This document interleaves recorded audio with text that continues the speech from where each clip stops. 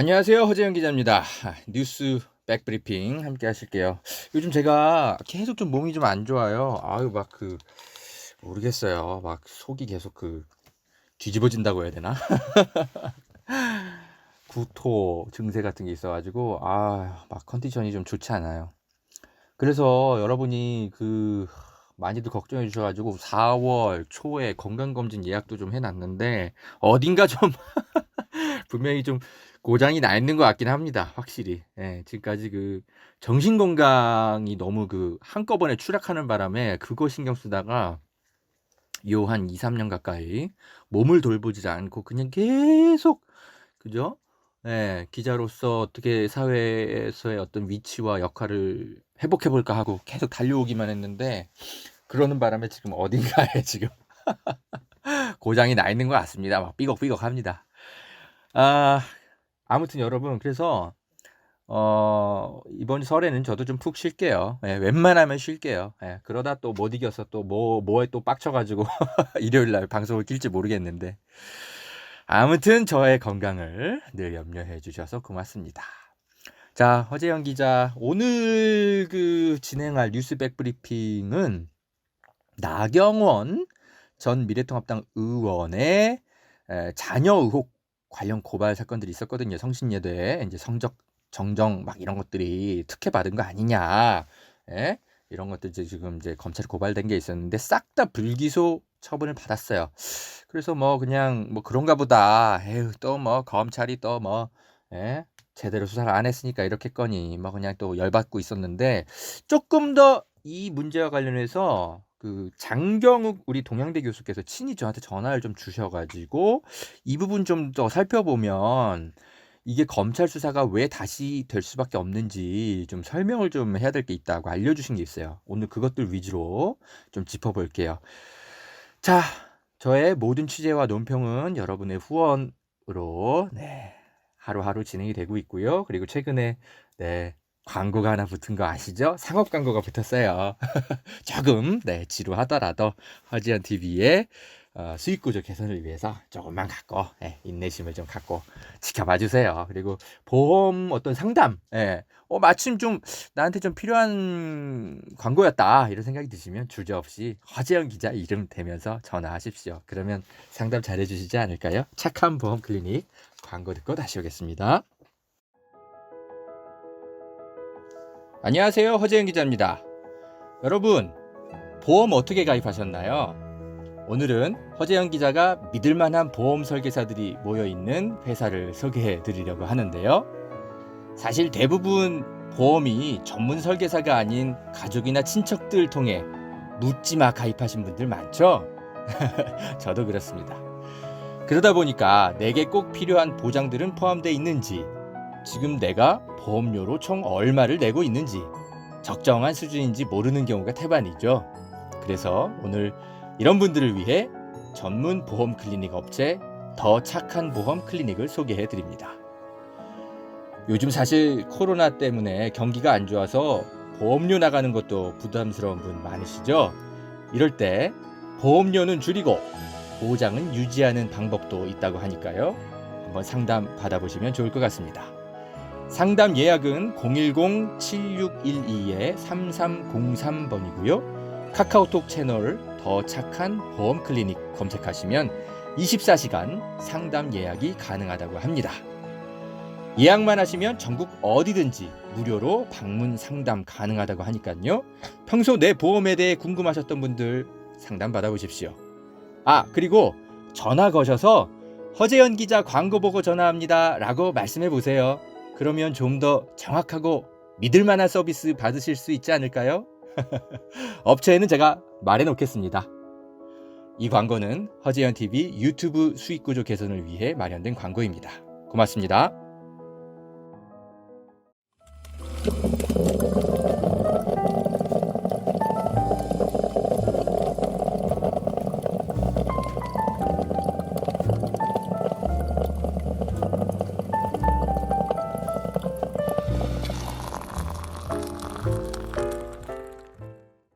허재영 기자입니다. 여러분, 나경원 의원과 그리고 조국 일가가 겪은 일들을 보면 참 얼마나 이렇게 천차만별일까 결과가 그죠? 예. 설사 조국 장관의 이제 부인인 정경심 교수가 조금 뭐 그래요. 뭐 너무 자녀 사랑이 지나쳐서 뭐 실수했다고 칩시다. 예? 그런데 똑같은 일이 나경원 의원에게 벌어져도 검찰은 정말 기를 쓰고 봐주게 하고 정경심 교수 일가와 관련해서는 기를 쓰고 기소하고 예? 그것뿐입니까? 지금 뭐 어디 한일병원인지 어딘지 뭐 그런데 인턴 합격한 것만 갖고도 지금 뭐 얼마나 난리들입니까? 진짜 아주 멸문지화를 아휴 참 하여튼 뭐 오늘 뭐 그거 논평하려고 하는 건 아니고 검찰이 나경원 전 미래통합당 의원의 그 자녀 성적 정정 문제와 관련해서 너무 특혜받은 거 아니냐. 이 성신여대나 이런 데가 이제 나경원 의원이 지금 이제 권력자니까 그 사람들의 눈치를 보고 어떤 뭐 이렇게 그런 행동을 한 거 아닌지. 그래서 나경원 의원의 무슨 특혜를 받은 거 아니냐. 예? 지금 뭐 검찰이 이런 것 관련해서 수사를 했는데 들어서 아시겠지만 성적이 진짜 이상할 정도로 예, 대폭 그 나경원 딸이 장애인이잖아요. 대폭 상승하는 일들이 막 벌어지긴 했는데 아이 뭐 그건 뭐 강사의 재량 아니냐. 검찰이 결국 그렇게 불기소 결정을 해버렸단 말이죠. 그거 소식은 다 들으셨죠? 제가 지금 화면에 조금 띄워드릴 테니까 한번 다시 보세요. 그런데 참 놀라울 정도로 어떻게 우연의 일치치고는 예? 우연의 일치치고는 너무 성적 정정이 널뛰게 하고 있고 그리고 되게 잦아요. 보세요. 2013학년 2학기 무슨 화성법, 콘서트 프로덕션 뭐 이런 과목인 것 같은데 애초에 뭘 받았는지 모르겠지만 아무튼 B0, C0로 성적이 정정됐고 그 다음에 이제 2014학년 2학기 3학년 때 이거 보면은 기초 메이크업 D0에서 A+, 영화 예술에 의해 C+에서 A+, 현대인의 영양과 건강 C+에서 B-로 성적이 정정돼요. 야, 근데 여러분 이거 잘 보세요. 이 과목들 대학 다녀보신 분들은 다 알잖아요. 이거 교양 과목이에요. 여러분 이거 전공 과목이 아니란 말입니다. 교양 과목의 특징이 뭐죠? 엄청나게 그 수업 듣는 친구들이 되게 많아요. 그래서 성적 정정이 되려면 교수와의 친분이 굉장히 두터워야 됩니다. 왜냐하면 학생들이 너무 많기 때문에 교수들이 학생들 하나하나의 수업 태도라든지 이런 거 하나하나 웬만해서는 기억을 못해요. 진짜 결정적으로 진짜 이 친구는 이런 성적 받을 친구가 아닌데 라고 이렇게 콕 집어서 확인이 돼야만 웬만해선 교양 과목 같은 경우는 교사가 재량권을 발휘해서 성적 정정을 해줍니다. 그건 교수가 오류를 범했다고 인정될 경우에 한해서 그렇게 보통 성적 정정이 돼요. 근데 전공 수업 같은 경우는 이제 교수와 학생들과의 이제 친밀도가 높기 때문에 파악할 수 있는 근거들이 되게 많죠. 이 친구는 레포트를 사실 어떻게 써왔고 수업 시간에 평소에 진짜 졸지도 않고 한 번도 지각도 안 하고 뭐 이런 걸 다 안단 말입니다. 근데 교양 과목은 진짜 많게는 막 100명까지 막 듣고 그러기 때문에 그런 거 하나하나 진짜 정성평가할 만한 그런 주관적인 어떤 그죠? 커뮤니케이션이 어렵단 말이죠. 그렇기 때문에 이런 기초 메이크업이나 영화 예술에 의해 현대인의 영양과 건강 이런 교양 과목에서 무려 3개나 예, 이렇게 D에서 A+로 C에서 A+로 C에서 B-로 올라갔다는 거는 이건 대단히 드문 일이에요. 예. 4학년은 이제 전공 수업이었던 것 같아요. 예, 이게 음악대 다녔잖아요. 예, 그 나경원 딸이 그 뮤지컬 연기 실습. 요거는 이제 전공 수업이니까 C+에서 A0. 이것도 참 드문 일이긴 한데 아무튼 그래 전공 수업이니까 일단 알겠어. 그런데 미용학 개론, 그 다음에 또 이미지 메이킹 이 수업 이런 것들도 딱 보니까 전공 수업이 아니고 교양 과목인 것 같은데, 예. 이런 것까지 이렇게 어떻게 이렇게 얘는 진짜 신청만 하면 다 올랐나 보네 정정이. 아무리 봐도 이게 우연의 일치치고 너무 횟수도 많고 이상하다는 거죠. 이렇게 디테일하게 살펴보다 보면. 예? 그리고 이제 장경욱 동양대 교수님이 저한테 굳이 전화를 주셔가지고 허재영 기자가 이 부분을 좀 짚어주셨으면 해가지고 말씀을 하시길 살펴보는데 이거예요, 여러분. 비고를 보세요. 비고. 성적 정정 결과 옆에 비고. 요거 보세요. 여길 보면 성적이 정정되는 이유가 써 있어요. 근데 잘 보세요. 학생이 요청하거나 그리고 강사가 내가 이거 교수가 내가 아무리 봐도 이거 잘못한 것 같아. 좀 고쳐주세요. 이런 게 아니라 보세요. 과 차원에서 실용음악과 과 차원에서 이메일이 오고 무슨 다 학생 지원팀 협조문들 이런 걸 가지고 성적이 다 정정된 거예요. 아니 학생 지원팀에서 이렇게까지 하나 학교에 뭐 거의 막 1만 명씩 이상씩 다니고 그러잖아요. 왜 어떻게 특정 학생의 성적에 대해서만 이렇게 몇 년 동안 주야장천 관심을 갖고 그것도 교수도 아니고 학생 지원팀이 협조문을 보내가지고 애 점수가 이렇게 다 올라? 특히 교양 과목 중심으로 이거 왜 그런 거예요? 그래서 동양대 교수 이 장영경 교수 말로는 자기도 교수 생활 해봤지만 이런 경우는 진짜 처음 본다. 이게 학칙에 있는 거냐 진짜 의심스럽다 싶어가지고 저한테 그 성신여대 학사 규정을 좀 살펴봐 달라고 얘기하시더라고요. 근데 마침 우리 발빠른 고일석 기자 선배께서 이 부분을 좀 살펴본 기사가 있더라고요. 그래서 제가 이것도 좀 살펴봤는데 이거 좀 화면에 띄워드릴 테니까 잘 보세요. 이거 보세요. 성신여대 학사 규정 보면은 44조 이렇게 돼 있죠. 성적 정정은 원칙적으로 불허한다. 그 돼 있어요. 당연하죠. 그런데 다만 어떤 경우에만 허용돼? 교과목을 이제 가르친 교수님께서 착오했거나 진짜로 착오했거나 아니면 누락하거나 뭔가 진짜 결정적으로 이거 완전 내 실수가 맞아. 이런 경우로 인정될 때만 교수님이 성적을 그 전산 시스템을 통해서 직접 정정을 하는 거예요. 그죠? 근데 이런 규정은 성신여대뿐만이 아니고 대부분 학사 행정이 대체로 다 비슷해요. 그러니까 이게 성적 정정이 이게 교수가 직접 이렇게 하는 건데 뭐야? 근데 왜 나경원 딸 같은 경우는 왜 학생 지원팀이 직접 이렇게 관리를 해가면서 나경원 딸만 이렇게 특별히 허락을 받아? 뭔가 이상한 거죠, 확실히. 그죠?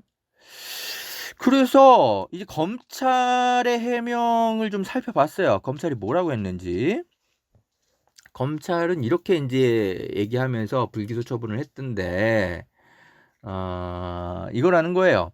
그러니까 2013년에서 2014년 뭐 요럴 때가 이제 성신여대에 이제 장애 학생이 이제 들어와 가지고 뭐 이렇게 교육받고 이런 게 좀 흔하지 않으니까 조금 그 뭐지? 뭐 성적 뭐 처리하는 것들이 조금 절차나 제도 같은 게 좀 정립이 안 돼 있었다. 이렇게 검찰은 인정을 했더라고요. 그러니까 교수랑 강사가 원래는 직접 고쳤어야 되는데 학사 지원팀에다가 교사나 강사가 이거 좀 이렇게 정정해 주세요라고 부탁을 해가지고 정적이 된 걸로 확인된다. 이렇게 이제 검찰은 얘기를 해요.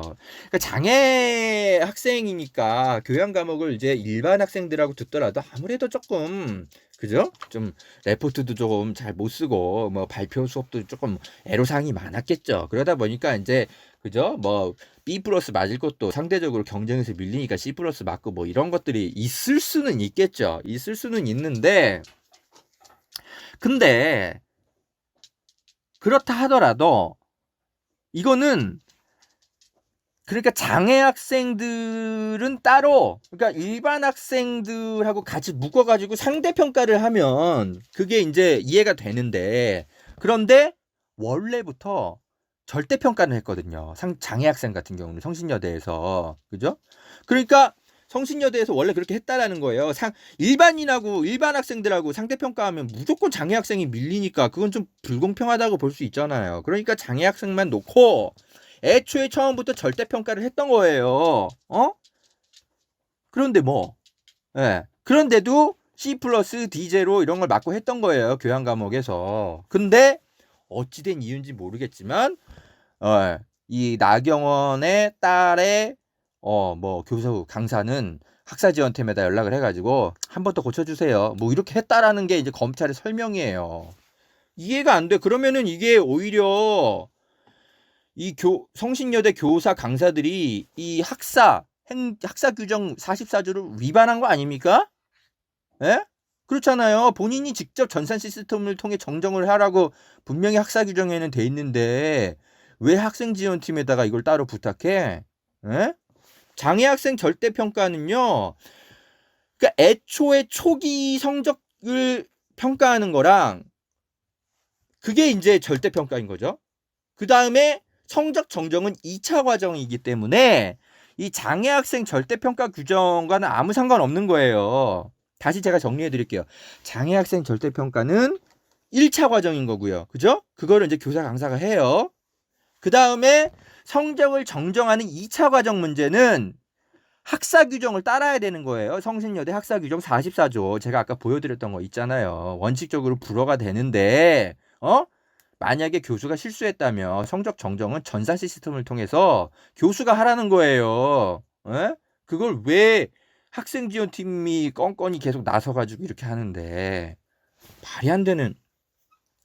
그래서 물론 이제 검찰도 당시에 이제 교수 강사들 이제 불러다가 아마 검찰 조사를 했겠죠. 했는데 하나같이 뭐 외부의 압력은 없었다는 식으로 그렇게 이제 진술을 했다고 하면서 그래서 이제 아무튼 뭐 여러 가지로 뭐 그 범죄 혐의를 찾을 수가 없고 그러니까 학사 행정 이제 방해하고 이러면 이런 것도 다 이제 범죄가 되잖아요. 근데 이 교수나 강사들이 다 재량껏 자기 재량에 따라 성적을 뭐 D제로 해서 A+로 나경원 전 의원의 딸 이렇게 성적이 대폭 정정된 거다. 이건 재량이다. 예.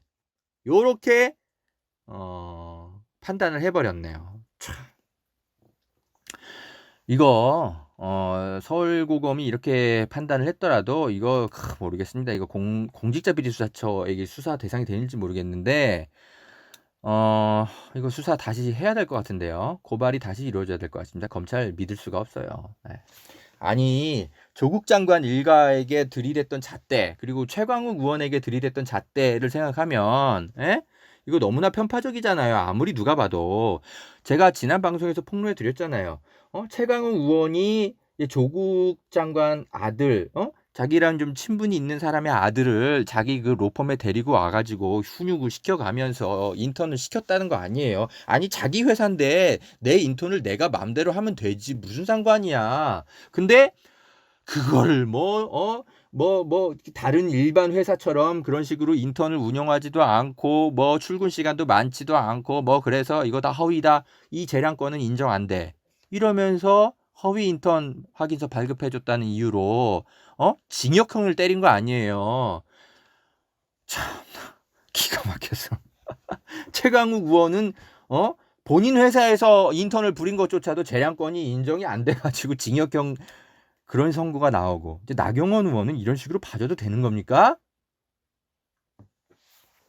그래서 지금 이제 일반인은 이런 학사 행정이나 이런 걸 잘 모르니까 이제 장경욱 교수가 너무 답답해가지고 지금 성적이 뭐 D제로에서 A+ 되고 뭐 이런 것도 중요하지만 허 기자님 이 비고 부분을 좀 잘 보세요. 학생 지원팀의 협조문을 통해서 이런 식으로 성적이 계속 정정된다?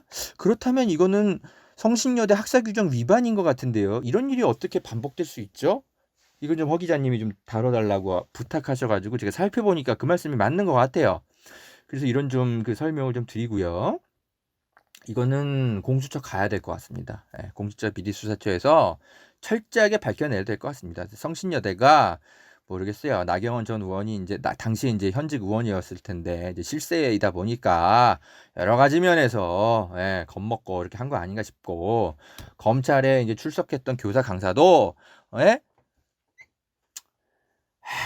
솔직하게 진술을 했을 때 정말 자기들 얘기를 검찰이 진지하게 받아들여 줄까 고민해서 허위 진술을 했을 수 있겠다. 저는 이런 생각도 듭니다. 그래서 검찰 앞에서는 쫄아가지고 솔직한 얘기를 못해도 재판정 앞에서는 판사 앞에서 다른 얘기 할 수 있는 거거든요. 일단은 다시 수사해서 기소하고 재판정에서 이 문제 한번 다뤄보는 게 저는 순리에 맞지 않나 싶습니다.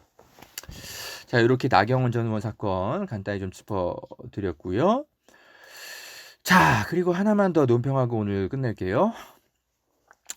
윤석열 검찰총장이 재판부 그 사찰 관련한 그 문건을 이제 만든 혐의로 서울고검 감찰부에서 뭐 수사인지 조사인지 뭐 이런 걸 아무튼 받았어요. 받았는데 뭐 사실 별 기대도 안 했습니다. 전 이거 뭐 결과도 안 나올 거라고 생각했는데 결과가 나오긴 나왔는데 혐의 없음 처분했네요. 역시나. 네. 서울고검 감찰부에서 이제 그 사건 관계인들 상대로 이제 사실관계 파악해가지고 이게 직권남용 권리 행사죄 이게 지금 이제 성립이 되냐 이런 것들 법리 검토를 했는데 검찰총장이 혐의를 인정하기 어렵다고 판단해서 혐의 없음 처분했다라고 9일 밝혔습니다. 네, 뭐 그래 뭐 수사를 안 하는데 뭐 혐의가 입증될 리가 있니? 별 기대도 안 했다. 근데 역시나구나. 근데 제가 그 하나 더 문제 제기하고 싶은 거는 언론의 보도 태도입니다. 뭐냐면 지금요, 여러분 공직자 비리수사처가 이미 출범이 돼 있습니다. 그죠? 그리고 공직자 비리수사처를 이제 운영하는 그 법도 통과가 돼 있고요. 그러니까 공수처법이 상위법으로 검찰청법 위에 있단 말입니다. 특별법은 일반법의 상위에 있어요. 이게 이해관계가 충돌할 수 있거든요. 법안끼리. 그럴 경우에는 특별법의 우선의 원칙이 있단 말입니다. 그래서 검찰청법보다 공수처법이 더 위에 있는 거예요. 이게 특별법이기 때문에. 그래서 제가 지금 무슨 문제 제기를 하려는 거냐면 제가 화면에 띄워드릴 테니까 잘 보세요. 자, 여러분. 이게 검찰청법에 의하면 직권남용 범죄와 관련해서 검사의 직권남용 범죄와 관련해서 분명히 검찰이 수사할 수 있는 권한이 없는 거는 아니에요. 네, 분명히 있습니다. 그런데 또 하나 살펴봐야 될 게 바로 공수처법입니다. 공수처법 제가 살펴보니까 25조에 이렇게 돼 있어요. 수사처 외 다른 수사기관이 검사의 고위공직자 범죄 혐의를 발견한 경우 그 수사기관의 장은 사건을 수사처에 이첩하여야 한다. 이렇게 돼 있단 말이죠. 그러니까 지금 이게 서울고검에서 이렇게 수사를 마무리하면 안 돼요. 이거는 공수처가 없었을 때나 이제 이런 직권남용 문제를 니들이 수사를 종결해야지. 지금 엄연히 공직자 비리수사처가 있는데, 왜 이걸 마무리해? 공수처에다 넘겨야지. 윤석열이 진짜 직권남용을 한 건지 아닌지. 이게 너무나 합리적인 문제제기 아닙니까? 그런데 이것과 관련해서 문제제기를 하는 언론이 하나도 없어요. 이거 어떻게 된 겁니까? 뭐 경향신문은 기대도 안 하고 그나마 이제 뭐 한겨레에서 좀 제대로 보도했나 좀 살펴보는데 2021년 2월 9일 날 배지연 기자라는 친구가 기사를 쓰긴 썼어. 서울고검 재판부 사찰 의혹 윤석열 무혐의 처분. 그리고 그냥 끝이야. 이걸로. 그냥 무혐의로 결론 냈대. 서울고검은 관련자 조사 등을 진행한 뒤 2달 만에 무혐의 결론을 낸 것이다. 이러고 끝이야. 이봐 배지연 기자. 제가 이 친구 언제 들어온 애인지 모르겠는데 최근에 들어왔나 봐요. 경력 기자인 것 같아. 제가 모르는 애인 거 보면. 그런데 이런 식으로 취재를 마무리하면 어떡하니? 아니 지금 엄연히 공수처법이 있는데 왜 서울고검이 이 부분에 대해서 이렇게 식으로 함부로 수사 종결을 하는 게 맞는 거냐? 따져 물어야죠. 왜냐하면 검찰끼리 자기들끼리 봐주기 수사 의혹이 있을 수 있는 그런 거잖아요. 그러면은 따져 물었어야지. 그리고 따져 물었는데 검찰은 이렇게 답변하더라 하고 기사에 보충이 돼 있어야지. 배지영 기자, 물어는 봤니? 고검에다가? 제가 만약 이 친구 데스크라면 그거 취재했는지 당연히 물어봤을 거예요. 근데 만약 안 했으면 당연히 저한테 혼나는 거죠. 그렇게 해서 후배들 훈육하는 건데 너는 공수처법이 특별법으로 만들어진 건데 검찰청법보다 그게 상위의 법칙인 걸 법조기자가 그걸 몰라? 모르면 안 되는 거잖아요. 몰라도 문제인 거고 알았는데 고검에다 물어보지 않았으면 그걸로도 취재가 대담한 거니까 혼내야 되고. 아마도 한겨레 그 사회부장이 그런 거 자꾸 반복되니까 자꾸 막 혼을 냈던 것 같은데 그거를 못 견디겠다고 비판 성명 내서 사회부장 물러가라, 법조팀장 물러가라. 니들 그런 식으로 성명 쓴 거 아니니? 내가 데스크에서도 너희들 혼냈어. 나한테도 물러나라 그랬겠네 그러면. 나는 절대 안 물러나. 내가 왜 물러나? 제가 얼마 전에 아무튼 뭐 우리 한겨레 후배들에게 장문의 글을 썼죠. 여러분 다 보셨죠? 뭐 제가 좀 한겨레 우리 지인한테 부탁해가지고 내부 게시판에 올려달라고 했어요. 아마 다들 봤겠죠.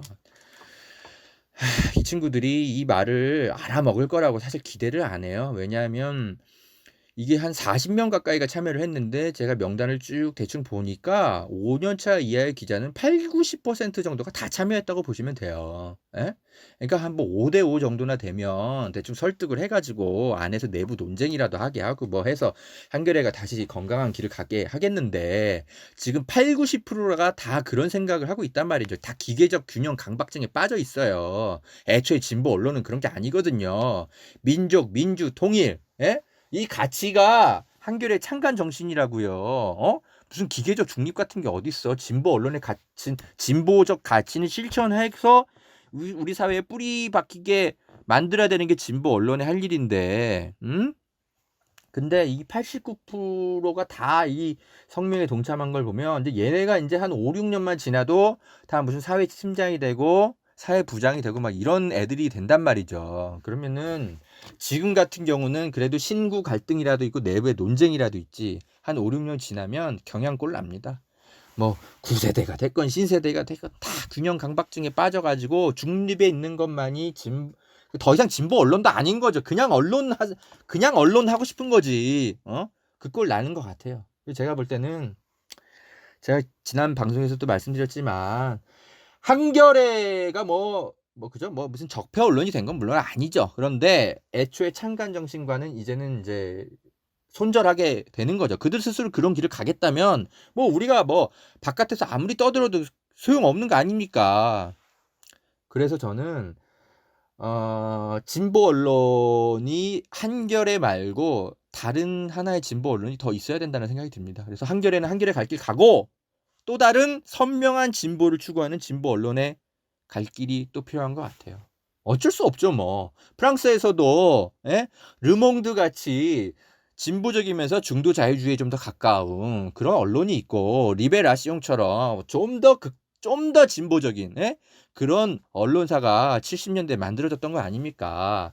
그렇게 시대의 요구에 따라서 진보 언론이 2개, 3개 만들어질 수 있는 겁니다. 근데 우리 사회는 지금 한겨레 하나 유지하는 것만도 너무나 벅차가지고 거기에 이제 우리가 올인하느라고 한겨레가 제 갈 길을 못 가니까 우리가 이렇게 속상하고 그러는 건데 좀 더 선명한 진보 언론을 만들겠다라는 우리 시민사회의 뜻만 모아지면 저는 얼마든지 그거 당장이라도 만들어야 된다고 생각합니다. 리베라시옹의 길을 가면 되는 거예요. 프랑스에는 그렇게 2개의 진보 언론을 갖고 가는데 왜 우리라고 못합니까? 민주주의 사회에서. 안 그래요? 그래서 제가 뭐 지금 당장 진보 언론을 당연히 만들 연차도 아니고 뭐 그렇게 대표성을 가진 기자도 아니기 때문에 이런 생각은 갖고 있으면서 계속 원로 선배들 만날 때마다 조금씩 얘기는 좀 하고 있습니다. 뭐 어떤 분이 한 분 나서셔야죠. 뭐 덕망 있는 분이 뭐 누가 될 수 있을까요? 뭐 정현주 사장이 될까? 누가 될까? 누군가는 나서야죠. 예. 그때를 위해 일단 저는 이 바깥에서 한겨레의 어떤 창간 정신을 실천하면서 그때를 위해 계속 그죠? 계속 좋은 기사 쓰면서 그 미래를 준비하는 거죠. 여러분이 주시는 후원금과 여러 가지 격려 다 그때 미래를 위해서 써야죠. 뭐 어떡합니까? 그래서 지금 뭐 빨간 아재님이랑 고일석 선배도 그렇고 우리 경향신문 강진구 선배도 그렇고 이렇게 자꾸 연합을 해가지고 지금 우리가 어떤 프로젝트를 공동으로 만들어서 함께 취재하면서 지금 조금씩 이렇게 바깥에서 진보 언론 실천 운동을 계속 이어나가고 있는 겁니다. 그래서 많이들 좀 격려를 해주셔서 그나마 제가 좀 힘이 나네요. 자, 여러분, 설 명절 잘 보내시고요. 저도 조금 컨디션이 많이 안 좋기 때문에 이번 한 주는 좀 잘 푹 쉬면서 좀 재충전을 하도록 하겠습니다. 늘 아껴주셔서 정말 감사드립니다. 여러분 새해 복 많이 받으십시오.